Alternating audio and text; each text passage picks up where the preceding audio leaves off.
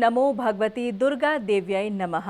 जय माता दी दर्शकों, आप सभी का बहुत बहुत स्वागत है, अभिनंदन है हमारे नवरात्र स्पेशल कार्यक्रम में। मैं हूं आपके साथ चित्रा शर्मा। दर्शकों, आज है नवरात्र का 7वां दिन, यानी मां कालरात्रि की पूजा उपासना करने का दिन है।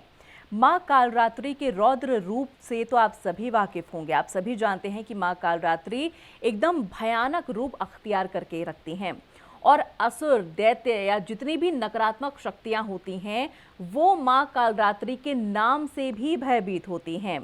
इनका नाम मां कालरात्रि और किस वजह से पड़ा है, इसके पीछे कथा क्या है, कहानी क्या है और मां कालरात्रि किस तरह से सारी सिद्धियां आपको प्रदान करती हैं, किस तरह से अपना आशीर्वाद आपको प्रदान करती हैं, ये सारी बातें जानने के लिए चलिए आप और हम मिलकर स्वागत करते हैं ज्योतिर्वेद श्रद्धा जी का।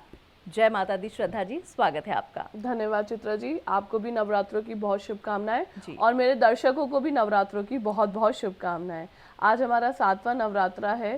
सभी के व्रत अच्छे से चल रहे होंगे, पूजा पाठ अच्छे से चल रही होगी, ऐसे ही मनोकामना है मेरी। आज हम लोग बात करेंगे 7वें नवरात्र के बारे में, यानी कि कालरात्रि देवी जी के विषय में। आप सभी को पता है कालरात्रि, सभी मतलब किसी भी बच्चे को या बुजुर्ग अगर कालरात्रि माँ के बारे में सोचते हैं तो सभी उनके विकराल रूप को देख के एक बार भयभीत हो जाते हैं। लेकिन भयभीत होने की कोई आवश्यकता नहीं है। माता रानी पापियों का नाश करने के लिए आए हैं, दुष्टों का नाश करने के लिए हैं, राक्षसों का नाश करने के लिए हैं। जिस भी भक्त के मन में उनके लिए श्रद्धा है, विश्वास है, परम पूर्ण भक्ति भावना है, स्नेह है, माता रानी कभी भी उसके लिए कुछ भी बुरा, कुछ भी अनिष्ट नहीं सोचती हैं, नहीं करती हैं। माता रानी वैसे भी प्रेम भावना का प्रतीक ही हैं। लेकिन इनके विकराल रूप के बारे में आज हम चर्चा करते हैं कि क्यों इन्होंने विकराल रूप धारण किया, किस तरीके से इन्होंने असुरों का नाश किया गया। तो सबसे पहले बात करते हैं कालरात्रि जी के सवारी के बारे में। इनकी सवारी जो है हम सबको पता है गधा है, गधर से इनकी सवारी है। इनका जो अवतार, इन्होंने धरती पे जो अवतार लिया था वो सबसे पहले रक्त बीज नाम के राक्षस का वध करने के लिए लिया था। उसका आतंक इतना फैल गया था और उसको ये वर भी मिला गया, वर भी था, वरदान दिया गया था देवताओं के द्वारा कि अगर उसके रक्त की एक भी बूंद धरती पे गिरेगी तो वो फिर से डबल शक्ति में और उसके अवतार और मल्टीप्लिकेशंस में मल्टीप्लाई हो जाएंगे। इसलिए कालरात्रि जी धरती पर अवतरित हुई कि उसका नाश कर सके वो, जो कि रक्त बीज मल्टीप्लाई हो रहे थे उनका। अगर रक्त भी धरती पर गिरता था एक बूंद भी तो इस वजह से उनका मल्टीप्लिकेशन हो रहा था। तो कालरात्रि जी ने इसलिए अवतरित लिया कि वो उसका नाश कर सके और इस तरीके से रक्त बीज का नाश हुआ। फिर उन्होंने कई राक्षसों का भी विनाश किया, जैसे कि चंद्रमुंड का विनाश किया और भी राक्षसों का उन्होंने नाश किया। आज हम बात कर रहे हैं कि हम कालरात्रि जी को कैसे प्रसन्न कर सकते हैं। अगर हम कालरात्रि जी का जो दरबार है उसको अगर हम काली चीज़ों से, यानी कि काले कपड़े से, और अगर हम आज के दिन रात रानी के फूलों का प्रयोग करें। कालरात्रि जी को रात रानी के फूल बहुत ही ज़्यादा प्रिय हैं और उनको काला रंग या फिर नीला, जिसे हम डार्क ब्लू कलर बोलते हैं, ये वाला रंग भी माता रानी को बहुत ज़्यादा प्रिय है। तो अगर आज के दिन हम काले रंग से उनका पंडाल सजाते हैं या हल्के नीले रंग से भी या गहरे नीले रंग डार्क ब्लू कलर से भी उनको पूजा करते हैं या उनको इस तरीके का वस्त्र अर्पण करते हैं या कुछ भी इस प्रकार से मिष्ठान बनाते हैं जिसमें रंग ये हो बैगनी रंग जिसे हम बोलते हैं, तो माता रानी की कृपा हम पर ज़्यादा बनी रहती है और उनका असीम प्रेम मिलता है। सबसे अच्छी बात मैं आपको कालरात्रि जी के बारे में बताती हूँ कि कालरात्रि माँ बहुत जल्दी प्रसन्न हो जाती हैं। और सबसे अच्छी बात यह है कि अगर आपको शत्रुओं का डर रहता है, आपको लगता है नेगेटिविटी आप पर प्रभावित ज़्यादा है या आपके घर में नेगेटिविटी है या आपको कुछ परेशानी है, तो आज के दिन अनुष्ठान विधि करने से आपके मन का जो वहम है या भय है या जो भी आपके मन में नेगेटिविटी वाली टेंशन्स रहती हैं वो सब दूर हो जाती हैं। लेकिन रात रानी का प्रयोग करना आपके लिए बहुत ही ज़्यादा ज़रूरी है। दूसरी बात मैं आपको बताना चाहती हूँ कालरात्रि जी के विषय में। अगर आज के दिन आप 4 कीलें और कुछ लोहे का सामान काले कपड़े में बांधकर माता रानी के चरणों में छोड़ दीजिए। 7वें दिन नवरात्र में आज शाम के संध्या समय के दिन कुछ भी आप छोड़ दीजिए इस तरीके का सामान, और अष्टमी के दिन उसे बहते हुए जल में या पीपल के पेड़ के नीचे छोड़ दें, तो आपके घर की नेगेटिविटी भी खत्म हो जाती है और आप देखेंगे पॉजिटिव वाइब्स आपको सब तरफ से मिल जाती हैं। इस तरीके का उपाय करने से भी आपको लाभ मिलता है। फिर हम अगर कालरात्रि जी के विषय में बात करें तो कालरात्रि जी के 4 हस्त हैं। सबसे पहले वो तलवार भी धारण करती हैं, लोह शस्त्र भी धारण करती हैं, वर मुद्रा, अभय मुद्रा, ये सब चीज़ें उन्हें बहुत ज़्यादा प्रिय हैं और उन्होंने धारण कर रखी हैं। कालरात्रि जी को लाल रंग के पुष्प, गुड़हल के फूल, मैंने अभी बताया आपको रातरानी के पुष्प, ये सब चीज़ें भी कालरात्रि जी को अति प्रिय हैं। तो कालरात्रि माँ की आराधना, उनकी उपासना आप किस तरह से कर सकते हैं और माता रानी को कौन कौन सी चीज़ें अत्यधिक प्रिय हैं जिनसे आप उन्हें प्रसन्न कर सकते हैं, उनकी पूजा कर सकते हैं, ये सारी बातें श्रद्धा जी ने हम सभी को समझा दी हैं। अच्छा श्रद्धा जी, ऐसा कहा जाता है, कुछ लोग ऐसा कहते हैं और इस बात से काफ़ी भयभीत भी होते हैं कि माँ कालरात्रि जो है वो बहुत जल्दी क्रोधित भी हो जाती हैं। अगर साधक से, जातक जातिकाओं से पूजा पाठ में या विधि विधान को अपनाने में कहीं सी भी, थोड़ी सी भी अगर त्रुटि रह गई है तो माँ कालरात्रि बहुत जल्दी नाराज़ हो जाती हैं, गुस्सा हो जाती हैं और उनके गुस्से से पूरा संसार जो है वो भयभीत हो जाता है। तो इस चीज़ का हम कैसे ख्याल रखें कि कहीं कोई त्रुटि ना हो जाए, और यदि हो जाए तो क्षमा याचना किस तरह से करें? बिल्कुल, चित्रा जी ने बहुत अच्छा प्रश्न पूछा कि माता रानी बहुत जल्दी गुस्सा हो जाती हैं, कालरात्रि जी भयभीत रहते हैं सब लोग कि किस तरीके से हम लोग उन्हें प्रसन्न कर सकें या क्या तरीके से वो हमारी गलतियों को क्षमा कर सकें। माता रानी को सबसे पसंदीदा जो उनका व्यंजन है वो है गुड़।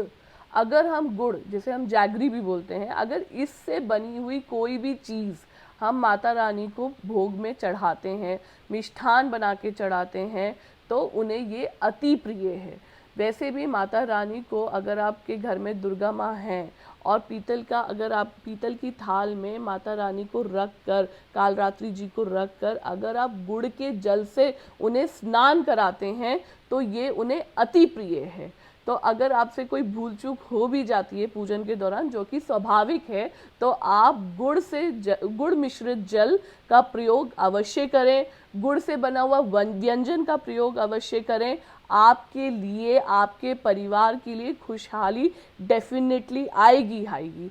एक छोटा सा उपाय और आपके लिए रहे, अगर आप ये करते हैं, आप कालरात्रि माँ को नींबू द्वारा बनी हुई माला, नींबू से बनी हुई माला अगर आप चढ़ाते हैं संध्या काल के समय, आरती के समय, तो उससे भी कालरात्रि माँ बहुत प्रसन्न होती है।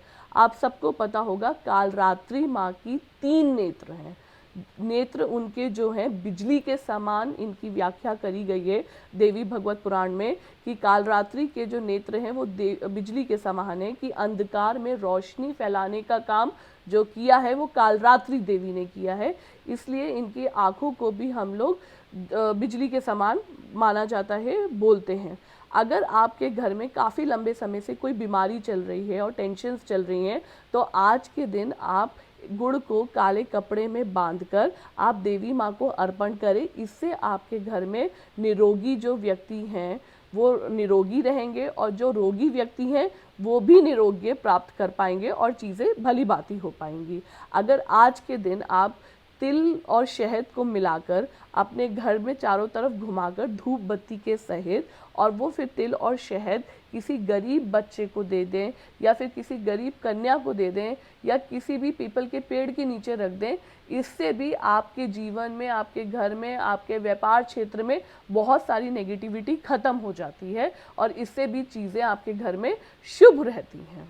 अगर आज के दिन हम तिल के तेल का, देखिए देवी माँ को वैसे घी के दीपक बहुत प्रिय हैं और सुबह शाम हमें अपने घर में घी का दीपक डेफिनेटली नवरात्रों में तो जलाना ही चाहिए। शुद्ध देसी घी अगर गाय का मिल सके तो वो और ज़्यादा इम्पॉर्टेंट है। लेकिन अगर आज के दिन आप साउथ कॉर्नर ऑफ आपके घर में, साउथ कॉर्नर में तिल का दीपक जलाते हैं तो वो भी आपके लिए बहुत शुभदायक रहता है और आपके लिए बहुत अच्छा रहता है। चलिए, तो माँ कालरात्रि किस तरह से आप पर प्रसन्न हो सकती हैं, अपनी कृपा दृष्टि आप पर बनाकर रख सकती हैं, और यदि आपसे कभी कोई भूल चूक हो जाती है, कोई त्रुटि रह जाती है पूजा पाठ करने में, उनकी आराधना करने में, तो आप गुड़ से बनी चीज़ों का भोग लगाकर उनको प्रसन्न कर सकते हैं और क्षमा याचना मांग सकते हैं। निश्चित तौर पर श्रद्धा भाव रखिएगा, तो माँ कालरात्रि अपनी कृपा आप पर ज़रूर बनाकर रखेंगी और वो कभी भी आपसे रुष्ट नहीं होंगी।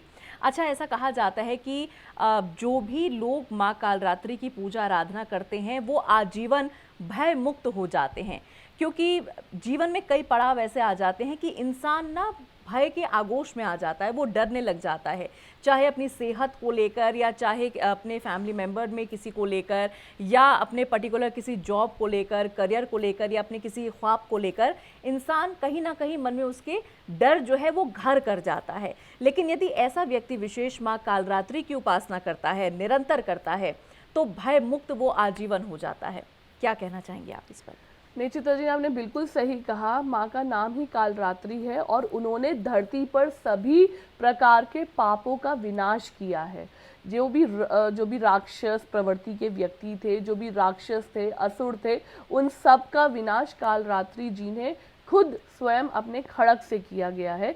इसलिए हमारे भी अंदर जितने भी विकार होते हैं, जितनी भी द्वेष भावना होती है, ये जो भी नेगेटिविटी होती है, देखिए भय किसी भी व्यक्ति के मन में आना स्वाभाविक है। हम जिस भी चीज़ से मोह रखते हैं, जिस भी चीज़ से हम सेंसिटिव और इमोशनल होते हैं, उसके प्रति हमें भय आता ही है। जैसे हम अपने बच्चों के लिए भयभीत होते हैं कि उनका फ्यूचर प्रोटेक्टिव रहे, अपनी जॉब के लिए, अपने व्यापार के लिए, अपने घर के लिए, अनेक प्रकार के भय एक नॉर्मल इंसान के मन में एनी टाइम रहते हैं। तो ये भय होने स्वाभाविक हैं। अगर कालरात्रि माँ के जो मैंने अभी आपको उपाय और टोटके बताए, अगर हम इस प्रकार के उपाय घर में करते हैं तो हमें अपने भय से मुक्ति होती ही होती है, मिलती ही मिलती है। इनफैक्ट हमें एक छोटा सा काम और करना चाहिए। कालरात्रि के दिन या आज के दिन जो भी है, आज के दिन अगर आपका विवाह नहीं हो रहा है और आपको उसको लेके बहुत ज़्यादा मन में भय है कि विवाह नहीं हो रहा है, एज बढ़ रही है या आपके पेरेंट्स बहुत प्रेशर में हैं, तो आज के दिन आम की लकड़ी का और तिल का हवन ज़रूर करें। और हवन करने के बाद उसे आप, उसकी धुआं जो होता है, उसकी धूनी जो होती है, वो अपने पूरे घर में घुमाएं और जो उसके बाद जो राख बचेगी थोड़ी सी, उसे आप एक काले कपड़े में पहन लें। ये करने से आपकी शादी में जो रुकावटें हैं, विलम्ब है, या कई बार ऐसे लोग होते हैं, ऐसे प्रश्न आते हैं मेरे पास कि हमारा एक विवाह टूट गया है और एक रिश्ता टूट गया है, विवाह टूट गया है, डिवोर्स हो गया है या हमारी इंगेजमेंट टूट गई है। तो इस टाइप के जो केसेस होते हैं, अगर आप इस प्रकार का कपड़ा धारण करते हैं जिसमें आप हवन करने के बाद तिल रखें, तो डेफिनेटली आपकी लाइफ में जो इशू है ये वो रिजॉल्व हो जाता है और चीज़ें आपके लिए बेटर हो जाती हैं। तो देखिए, चीज़ें किस तरह से बेटर होती है। हम सभी एट द एंड यही चाहते हैं दर्शकों कि हमारे जीवन में जो कष्ट चल रहे हैं, जो परेशानियां हैं, जो बाधाएं हैं, चाहे वो किसी फैमिली मेंबर को लेकर हो, नौकरी व्यापार को लेकर हो, बच्चों की टेंशन हो, शादी की टेंशन हो, जीवन में टेंशन्स का आना निरंतर जारी रहता है। लेकिन इससे घबराने की आवश्यकता नहीं है। ज़रूरत होती है उन उपायों को अपनाने की जो यहाँ से इस कार्यक्रम के ज़रिए, इस मंच के ज़रिए आपको बताए जाते हैं, समझाए जाते हैं। इसीलिए कार्यक्रम को ध्यानपूर्वक सुनना बहुत ज़रूरी हो जाता है। अब श्रद्धा जी निरंतर आपको बता रही हैं, समझा रही हैं कि आज के दिन किस तरह से आपको आराधना करनी है, किस तरह से माँ कालरात्रि की पूजा करनी है। जो अचूक उपाय उन्होंने आपको बताए हैं, उनका पालन आप विधिवत तरीके से ज़रूर कर लीजिएगा, तो जीवन निश्चित तौर पर आपका सफल हो जाएगा। फिलहाल वक्त इशारा कर रहा है, कार्यक्रम को विराम दे रहे हैं। श्रद्धा जी, आप हमारे साथ आज भी जुड़ी, आपका बहुत बहुत धन्यवाद। जय माता दी। जय माता दी दर्शकों।